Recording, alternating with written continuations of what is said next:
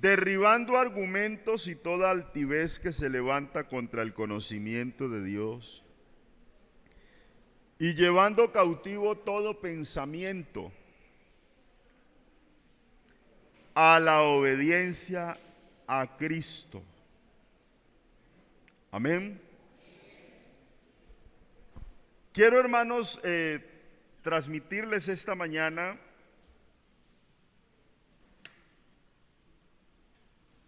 continuar con la temática de la sanidad interior. Recuerde que estamos tratando una parte de este tema y es sanando emociones destructivas. Vamos a hablar hoy de la emoción destructiva de la culpa. Amén. ¿Cómo se llama el tema? Eso. Y hay que pedirle al Señor que Él nos permita ser sanados de la culpa. Amén.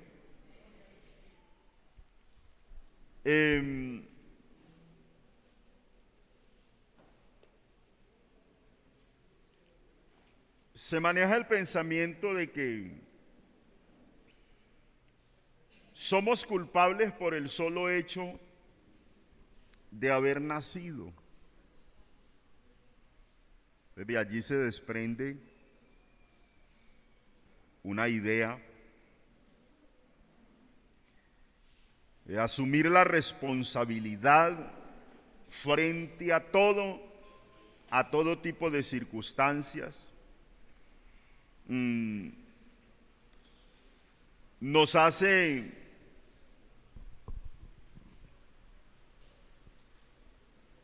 o en sí la responsabilidad nuestra es estar frente a toda situación.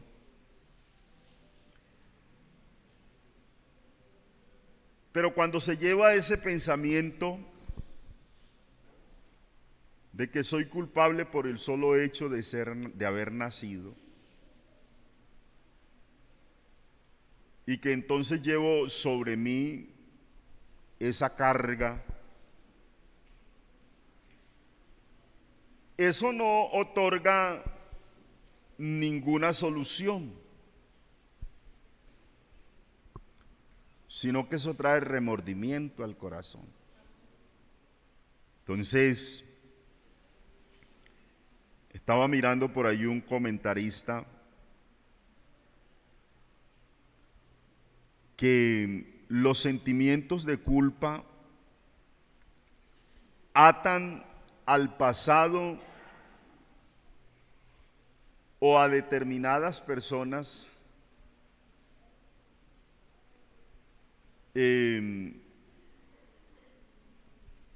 les hace conscientes de que de pronto sus sentimientos están equivocados. Los lleva a pensar de que de pronto no pueden salir de allí. Pero la culpa hace a las personas más débiles y las hace víctimas fáciles, por ejemplo, de las relaciones que hoy les llamamos relaciones tóxicas. Eso está de moda, ¿no? Relaciones tóxicas. No que estén de moda las relaciones tóxicas, sino que es la frase que utilizan.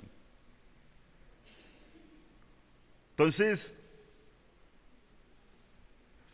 que se acerque a alguien, el ejemplo que pone el comentarista es que se acerque a alguien a decir: pastor, tengo que confiarle a alguien mi sentimiento de culpa, de otro modo voy a volverme loca. Se dice que dijo una mujer que parecía cansada y deprimida. Y esto es típico de mucha gente que se siente culpable. La culpa y el significado humano se observa de todas las formas del sufrimiento en ella. Sufrimiento mental que es demasiado dañino. Entonces, se dice que tal vez ningún otro sentimiento o ningún otro sufrimiento o ninguna otra emoción es tan penetrante y tan intensa como el dolor de la culpa. Hay personas que por sentirse culpables entran en depresión y se quitan la vida, porque es insoportable sentirse culpable. Aunque el sentimiento de culpa a veces nos aflige, tiene un propósito muy beneficioso desde algún punto de vista, y es que la culpa, cuando está bien enfocada, nos puede servir como el aviso de que algo está mal. Ejemplo, en nuestra vida espiritual, en las cuestiones del alma, las cuestiones espirituales, en nuestra relación con Dios. Puede hacer que la culpa en ocasiones nos indique que estamos violando principios morales y principios éticos.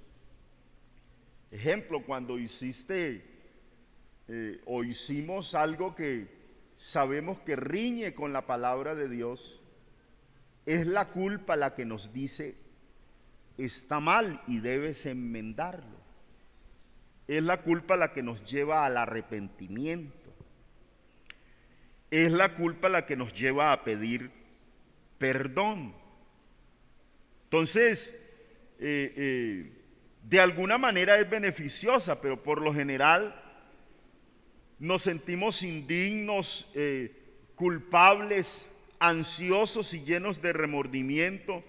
Igual que el dolor de la enfermedad señala la necesidad de tomar medidas para sanarse de la culpa cuando está mal enfocada. El sentimiento de culpa da aviso de que debemos arrepentirnos, de que debemos rectificar alguna situación o algún daño que se haya cometido. El tormento de sentirse culpable tiene el propósito de llevarnos a limpiarnos de la confusión y a confesarnos. Y también nos ayuda a restaurar la comunión con Dios, porque es a través de esa culpa que es generada por la conciencia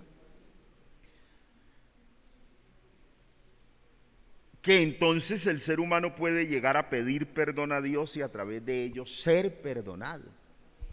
Entonces, ese pudiéramos decir que es la parte buena de la culpa. Entonces, frente a esto está la conciencia, que la conciencia es en cierto sentido la facultad que nos da la noción del bien y del mal, que nos sirve mayormente como juez mediante el cual el hombre juzga sus acciones. Siempre hemos hablado de que la conciencia es nuestro mayor juez.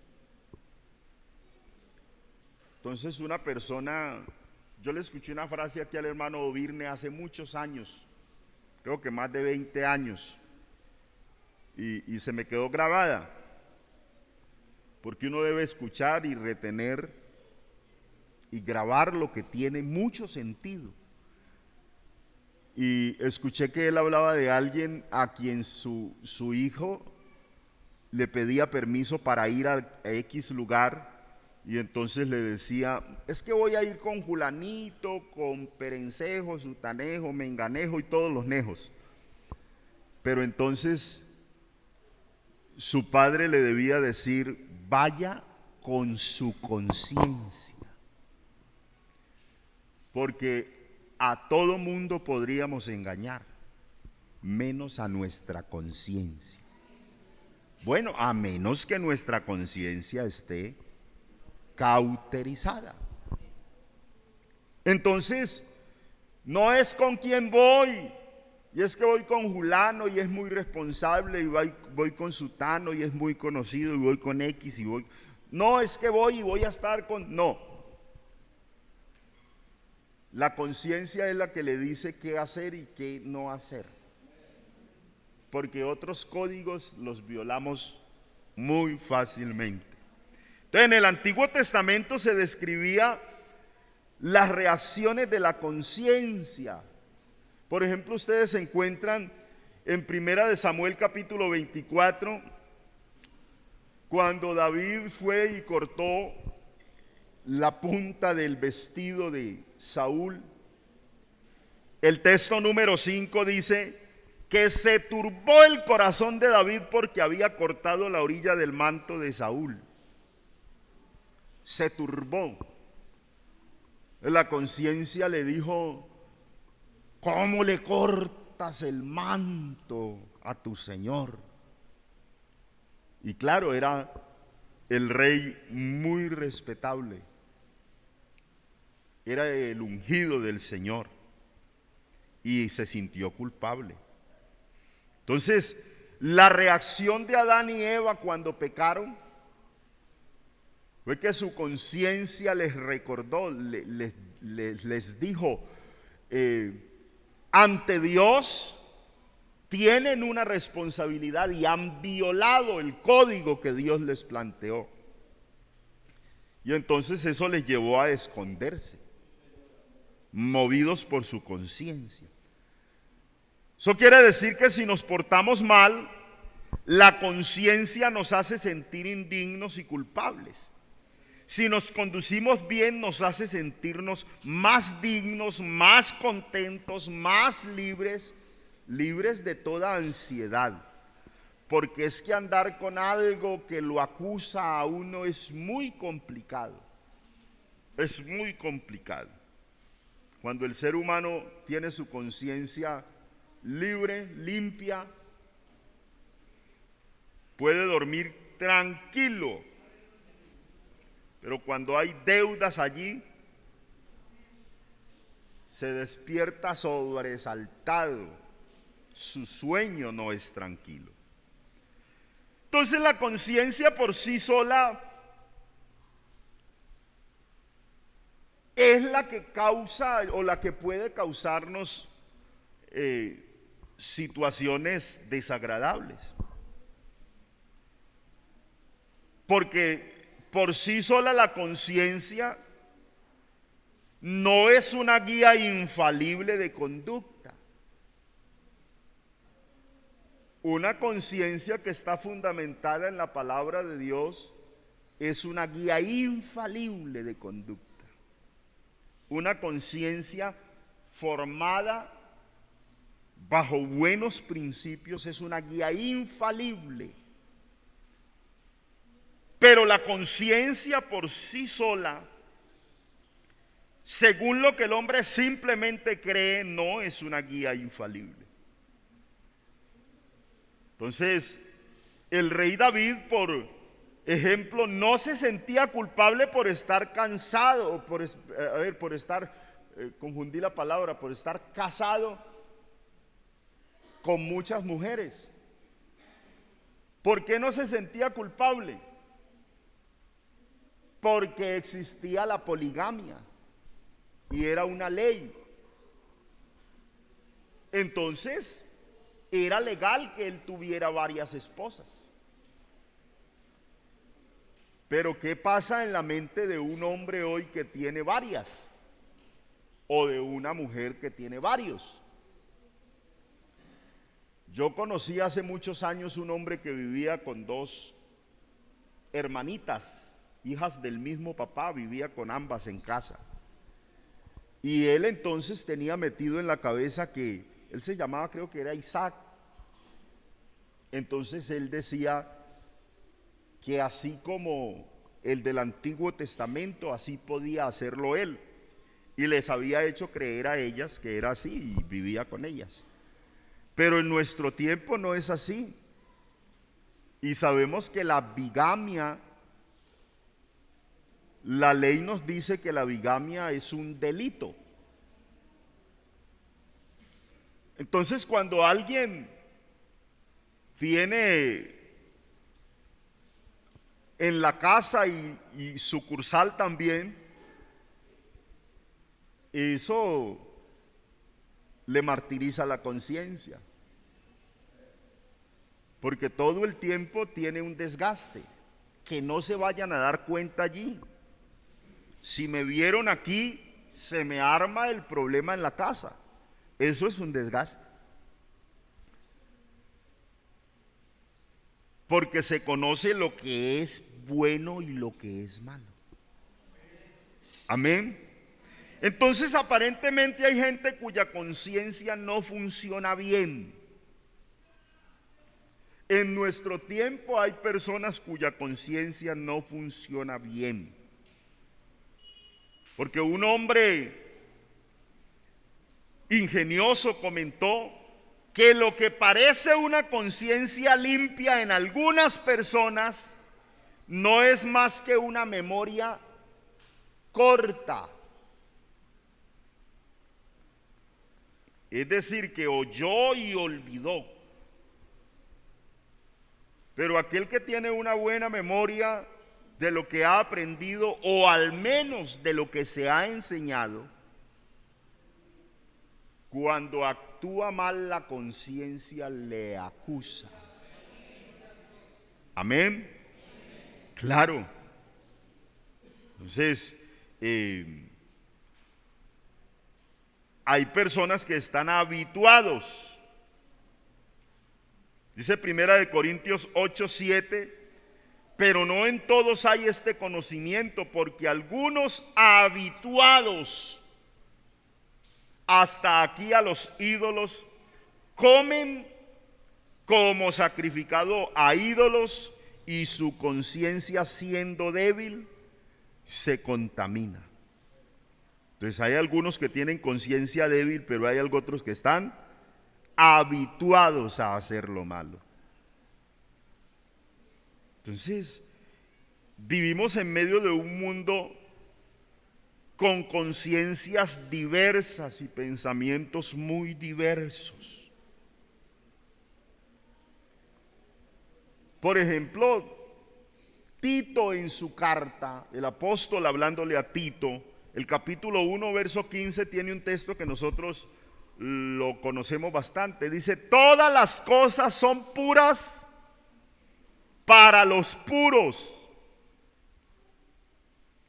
mas para los corrompidos e incrédulos nada les es puro, pues hasta su mente y su conciencia están corrompidas. Entonces dice que hay quienes profesan conocer a Dios, pero con los hechos niegan o lo niegan, siendo abominables y rebeldes, réprobos en cuanto a toda buena obra.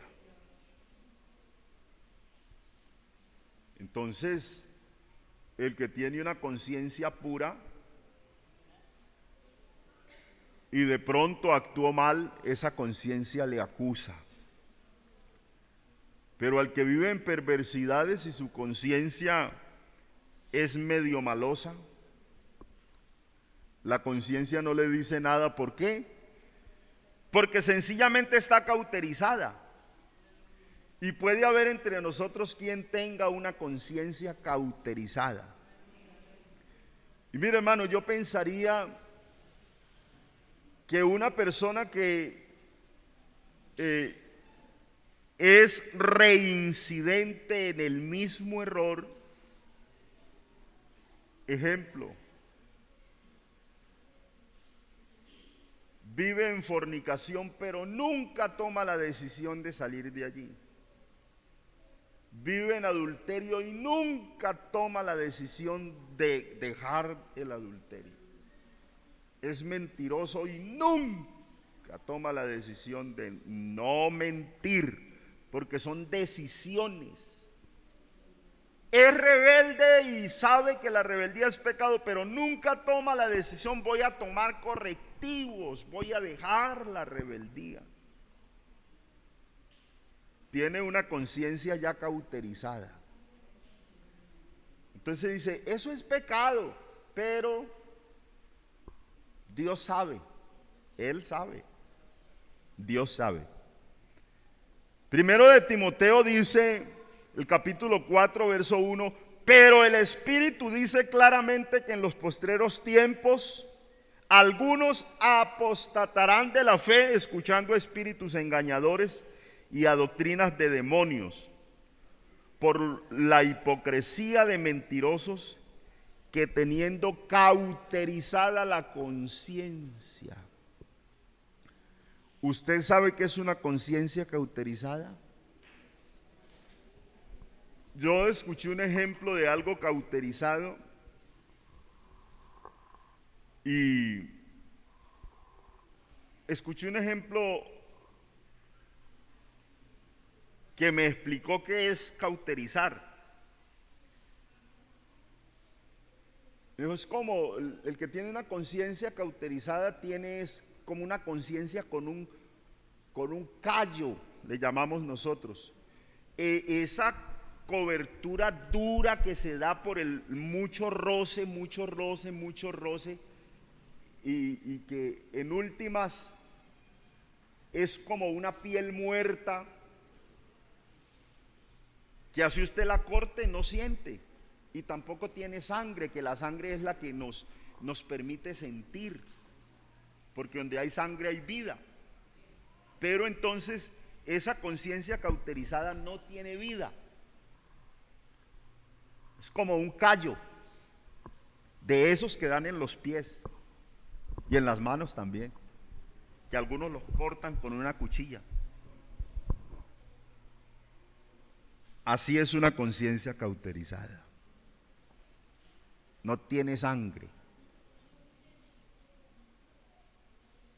Entonces no siente. Entonces la persona sabe, pero le da lo mismo saber. Y eso ya es muy peligroso. Entonces es preciso que el creyente sea informado por el Espíritu acerca de lo que va a hacer. Por eso es tan importante el Espíritu Santo en la iglesia. Y no solo en la iglesia así global, sino en usted como iglesia. Que el Espíritu Santo opere, porque Él le dice, Él le redarguye. Es el Espíritu el que redarguye a través de la palabra y lleva al creyente a obedecer. Entonces ya se convierte no solo en alguien que sabe, sino que ese saber lo lleva a la práctica y a la obediencia, y allí sí da buen resultado. Amén. Entonces hay algo que le pasó ustedes recuerdan el capítulo 24 del libro de los Hechos. El apóstol Pablo le estuvo hablando a un hombre muy prominente, gobernante, llamado Félix. Y él le habló y le habló y le habló la palabra. Y lo único que él le pudo responder fue: por poco me persuades a ser cristiano. Y casi, pero ese casi no sirve de nada, hermanos. Entonces se nota que hay creyentes que van al altar, que se confiesan con Dios, pero no se sienten perdonados, porque su conciencia les engaña. y mantienen con una culpa ficticia. Entonces, nunca se sienten aliviados espiritualmente. En algunos casos, esa confesión no está acompañada de un arrepentimiento verdadero, porque aunque quieren decir, perdóname, pero es que yo no quiero dejar la situación que estoy viviendo. Pero el arrepentimiento verdadero es el que nos lleva realmente a un cambio. Y la persona no está dispuesta a dejar su pecado o a desagraviar a la persona ofendida, o la persona no tiene fe para recibir el perdón de Dios, porque el perdón se recibe también por fe. Yo lo hago activo en mi vida por fe, por la fe. Entonces se lleva una culpa. Una culpa. Y hay personas que todo el tiempo han vivido con una culpa ficticia, guardada. Y muchos creyentes confunden la tentación con el pecado. Y entonces viven culpándose y dándose golpes de pecho. Hermano, ¿yo qué puedo hacer? Porque es que creo que pequé porque pensé en tal cosa. Hermano, ¿por qué soy cristiano y por qué me vienen malos pensamientos? Porque es ser humano. Y porque el bautismo no quita las inmundicias de la carne. Pero una vida práctica, bien activa espiritualmente, sí puede ayudarle a minimizar esa carga de malos pensamientos.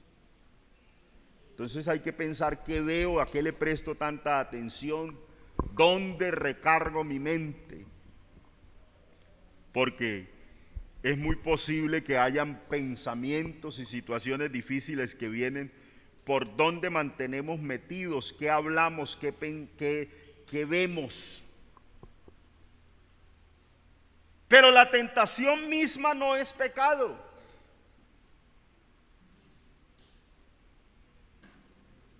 La Biblia dice que no nos ha sobrevenido ninguna tentación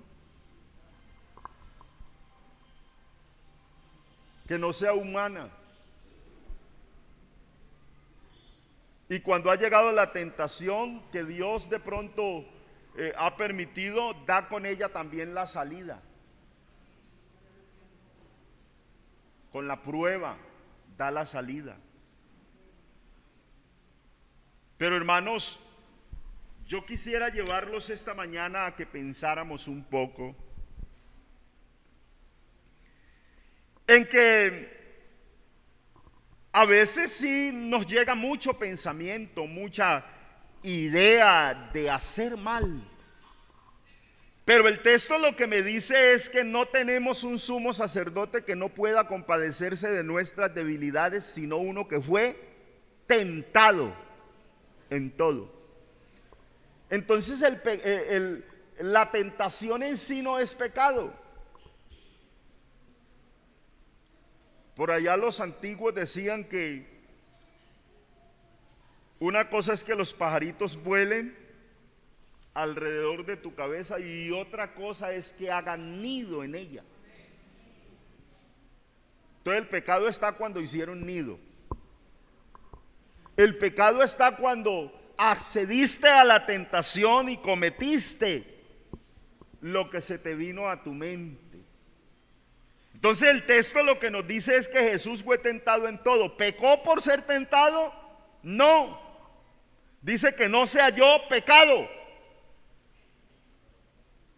Así que nos dice que podemos llegarnos a Él confiadamente al trono de la gracia y hallar gracia para el oportuno socorro. Entonces nadie debe sentirse culpable a menos que haya transgredido deliberadamente las normas que Dios ha establecido en su palabra. Entonces, cuando cometí el hecho, cuando le fallé a Dios, de cualquier forma, hermanos, porque a veces se piensa que lo único que es pecado es fornicación y adulterio, y la gente dice, yo no me emborracho, yo no fumo, yo no fornico, yo no adultero, así que, pero miente, pero odia, pero desprecia, pero bueno, cantidad de cosas se hacen que son pecado y que ante Dios no son bien vistas. Ningún pecado es aceptable ante Dios, ninguno. Así uno le ponga pecados chiquitos y pecados grandotes, no hay. Ante Dios pasan como pecado. ¿Qué hacemos con los malos pensamientos? Los llevamos cautivos. Eso es lo que dice el texto que leímos para iniciar. Las armas de nuestra milicia no son carnales, sino poderosas en Dios para destrucción de fortalezas, derribando argumentos y toda altivez que se levanta contra el conocimiento de Dios, y llevando todo pensamiento cautivo a la obediencia a Cristo.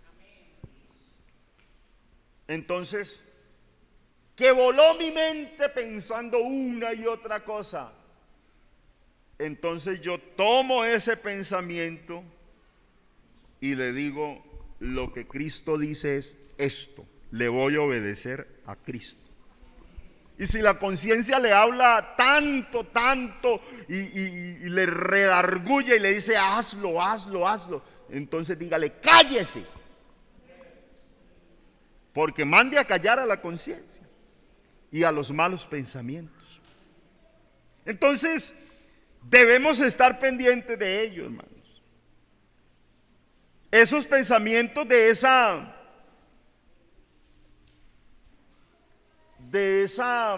culpa ficticia.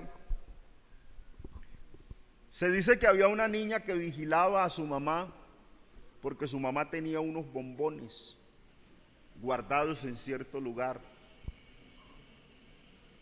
Y entonces, como ella sabía que tenía prohibido cogerlos, cada vez que ella cogía un bombón y se lo comía después, se daba golpes en la mano con la que había cogido ese bombón, porque no debía coger el bombón. Entonces muchos toman la práctica del autocastigo.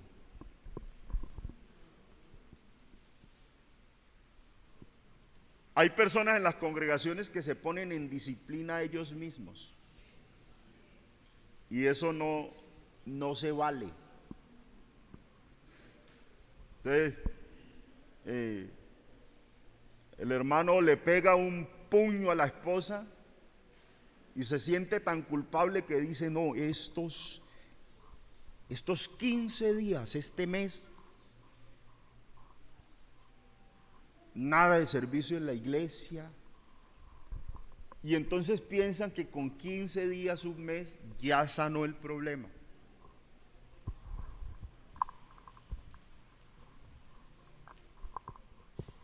Eso no se vale.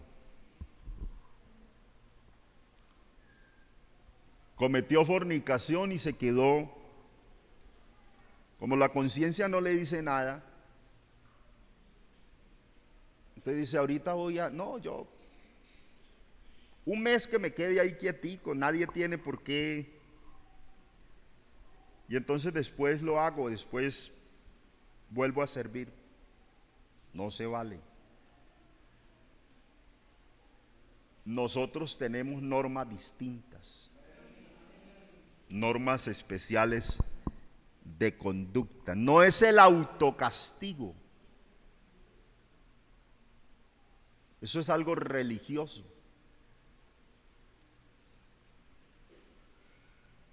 Se necesita, hermanos, que nosotros sepamos manejar lo que tenemos y lo que vamos a hacer. Entonces necesitamos, hermanos, no un autocastigo. Necesitamos que si de alguna manera fallamos, podamos tomar los correctivos necesarios para solucionar mi situación. Hay algunas reacciones de la culpa, de la verdadera culpa. Entonces, a menudo las personas cargadas de culpa se sienten ansiosas, se sienten cansadas, se sienten deprimidas. Algunos sufren, hermanos. Hay quienes por una culpa que manejan sienten y sufren dolores de cabeza, síntomas físicos de cansancio.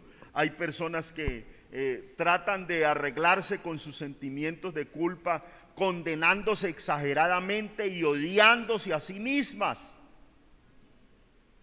Toman reacciones, hermanos. Por lo general,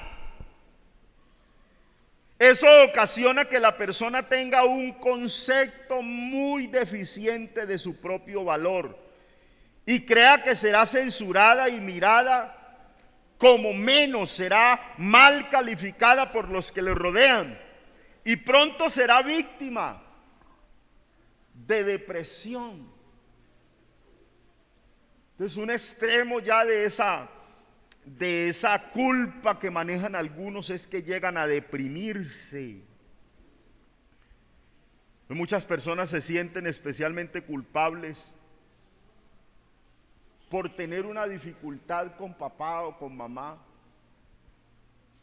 Y se sienten culpables, pero no la solucionan y todo el tiempo se sienten culpables y están preguntando, bueno, ¿y yo por qué? ¿Y yo por qué tengo que tener esta hostilidad? Y entonces le preguntan a su mente y la mente le dice, eres malo, eres terrible. No es que sea malo ni terrible, es que eso es un error que se comete y hay que enmendarlos. Hay que pedir perdón y hay que perdonar para poder sanarlos. Entonces se le mete que es malo y que es malo y que es malo. Y entra en depresión.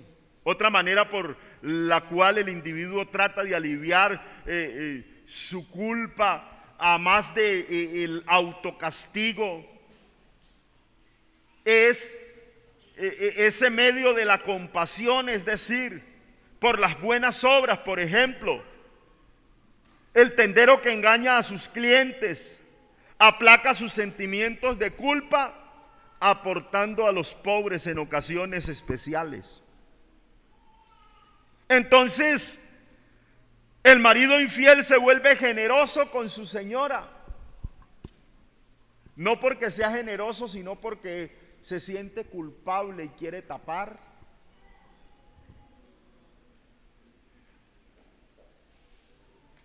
Y entonces, como eso de que el que peca y reza empata,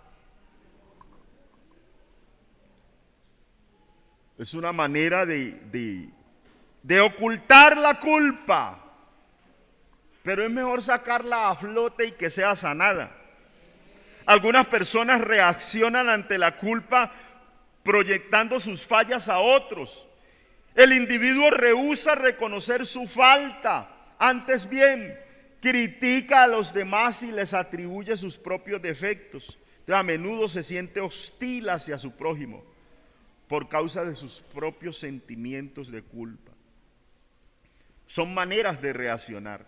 Todas esas maneras de reaccionar ante la culpa son alternativas de una calidad muy inferior a la que tiene la solución, que es la palabra del Señor. Entonces, lo principal para librarse de la culpa es, hermanos, el perdón divino. El perdón divino. No hay como otras muchas cosas que hacer. es entrar ante el Señor y pedir perdón. ¿Cuándo se pide perdón? Pido perdón cuando reconozco que soy un pecador, como realmente lo soy. El problema es que pocas veces reconocemos cuando fallamos. Entonces nos estamos sintiendo culpables, pero no reconocemos que hemos fallado. Pero una vez reconozcamos nuestra culpa, tendremos la facilidad de pedir perdón. Bendito el nombre del Señor, porque es posible que tengas una culpabilidad que llevas a cuestas, pero no sepas que es culpa. Y entonces te ha ido carcomiendo y te ha ido carcomiendo. Pero hay que sacar los guardados del corazón. Entonces es preciso sacar a la luz el pecado, no procurar reprimirlo. Cuando yo estoy en una mala situación, en una mala condición con mi familia, cuando estoy en una mala condición con mi pareja, cuando estoy en una mala condición espiritual, yo no tengo por qué reprimir eso.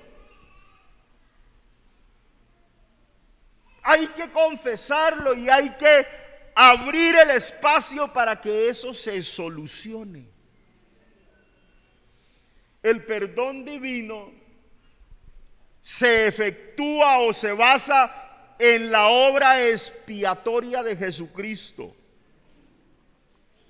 Ese es el corazón del Evangelio. La Biblia reconoce la más terrible realidad del pecado, pero también presenta una expiación tan grande que satisface la justicia divina, y la confesión y la fe apropian los méritos del Calvario, porque sabemos que ninguno de nosotros es digno, pero nos acercamos a Él por su gracia. Y vuelve el coro que les he dicho: por los méritos de Cristo solamente, mis pecados son clavados en la cruz, siendo ahora perdonado libremente, ya no hay duda más, yo ando en plena luz. Y nos habla del resultado: salvo soy de seguro, aleluya. Y habla de la redención de la sangre de Jesús. Entonces el perdón divino restaura cabalmente a la persona, al consultante, al que ha aceptado incondicionalmente a Dios y que le ha dicho: por favor, perdóname y quiero ser libre de la culpa. Bendito el nombre del Señor Jesús. Bendito el nombre del Señor Jesús. No nos ha llamado Dios, hermanos, a vivir y a estar culpables, sintiendo que me van a ver, que me van a pillar. Alguien se va a dar cuenta. Estoy en tal condición. Seguramente cuando se den cuenta va a suceder esto, esto y esto. Y con un guardado allí. Y la culpa le va deprimiendo y se va volviendo mal geniado. Y ya no se soporta, no soporta a nadie, ni a sí mismo se soporta. No hay paz. Llega a tomar como la condición de un impío, porque la Biblia dice: no hay paz para los impíos, dijo mi Dios. Pero cuando yo acepto la condición que tengo, el salmista dijo: mientras callé,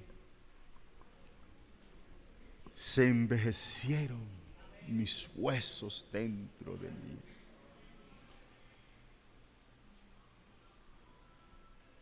Pero hay que traer a la presencia del Señor todo ese bagaje, no lleves sobre sí esa culpa. Tú no eres culpable de que te hayan maltratado. Esta anoche que leía un verso y que meditaba en esto, estaba pensando en la persona que está siendo maltratada y siente que es culpable y que por su culpa le maltratan. Porque hice esto, hice lo otro, entonces merezco que me maltraten. Eso es mentira. La persona que de pronto recibe un maltrato de alguna forma en el empleo y yo merecía eso. No lo merecías. Hubo alguien que ya pagó por ti.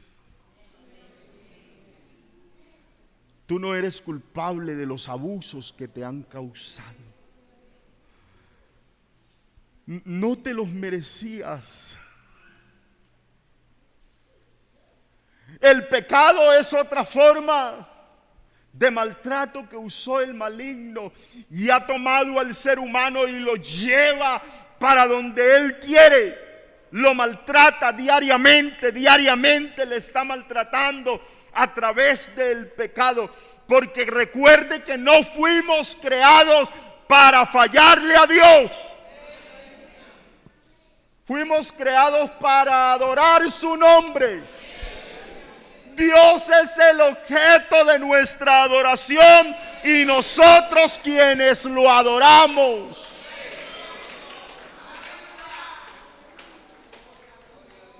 Entonces hemos sido víctimas y el único que nos saca a flote se llama Jesucristo el Señor. No hay otro.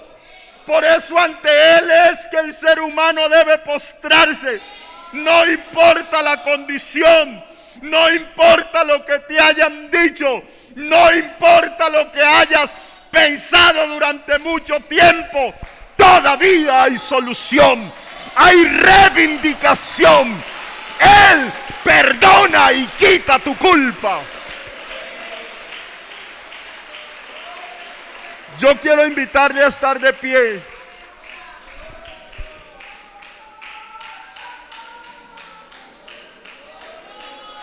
Cristo reivindica a las personas. Yo quiero invitarle, mi hermano, para que hagamos una oración. Porque si usted ya le pidió perdón al Señor, no tiene por qué sentirse culpable. Aleluya. No tiene por qué. Yo quiero invitarle a hacer una oración muy especial.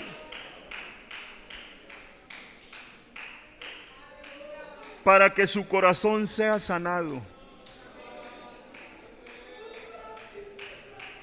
Usted le va a decir al Señor todo lo que usted siente.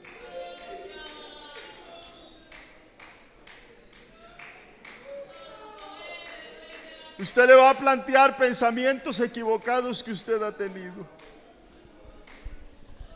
Pero le vamos a decir que Él nos limpie esta mañana. Y que Él nos sane de la culpa.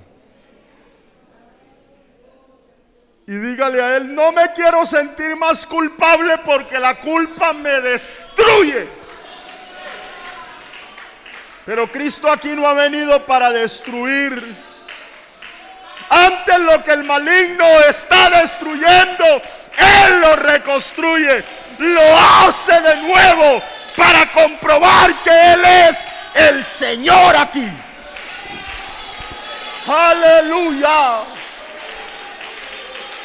Yo quiero invitar a alguien que siente en su corazón que ha sido vulnerado por ese problema. Porque Cristo quiere ayudarte y quiere perdonarte. Si sientes el toque de Dios, si sientes que Dios te ha hablado, yo te voy a invitar para orar por ti en esta mañana. En el nombre de Jesús. Aleluya. Oh, Él puede sanarte esta mañana.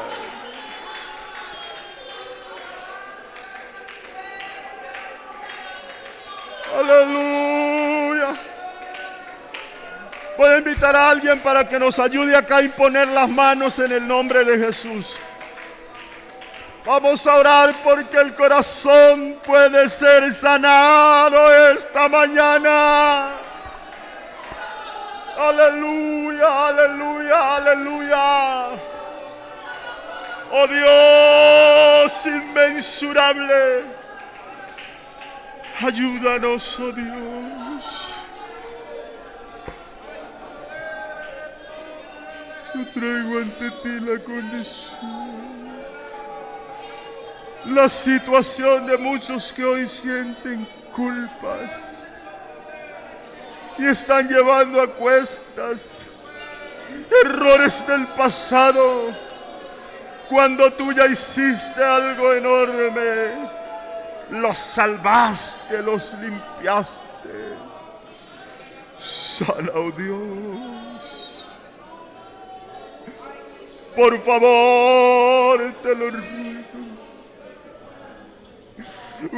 Restaura el corazón. Por tu misericordia haz una obra estupenda. No permitas que el maligno siga destruyendo y echando por el piso tu obra, la que hiciste en estos hermanos y en muchos que a esta hora escuchan. Pon tu gracia y sana por el poder de su Espíritu.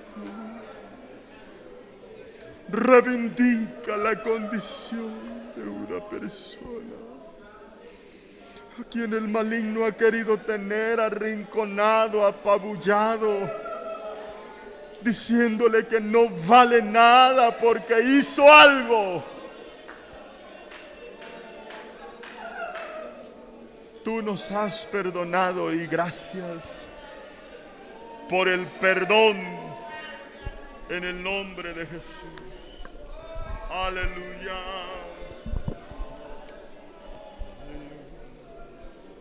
Aleluya.